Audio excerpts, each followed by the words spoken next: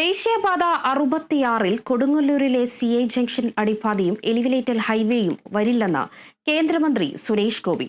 നിർമ്മാണം പൂർത്തിയാക്കാറായപ്പോൾ അടിപ്പാതയും എലിവേറ്റഡ് ഹൈവേയും വേണമെന്ന് പറയുന്നത് അപ്രായോഗികമാണെന്നും സുരേഷ് ഗോപി പറഞ്ഞു. ദേശീയപാത നിർമ്മാണത്തിന് സംസ്ഥാന സർക്കാർ സ്ഥലമെടുത്ത് നൽകിയിട്ടില്ല, കേന്ദ്രമാണ് പണം നൽകിയതെന്നും സുരേഷ് ഗോപി കൂട്ടിച്ചേർത്തു.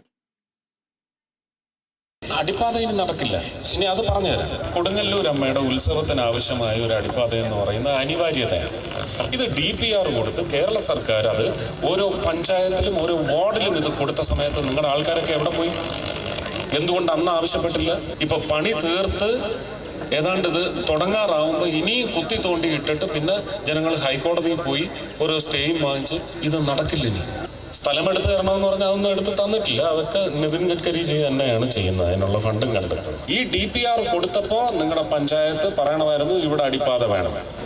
അപ്പോൾ മറ്റു ചില അടിപ്പാതകളൊക്കെ മാറും. കാരണം ഇന്റർനാഷണൽ റോഡ് കോൺഗ്രസ് എന്ന് പറയുന്ന ഒരു സംവിധാനത്തിന്റെ നിയമാവലിയും കൂടി മര്യാദ കൊടുത്തുകൊണ്ടാണ് ഈ റോഡുകൾ മുഴുവൻ നിർമ്മിക്കുന്നത്.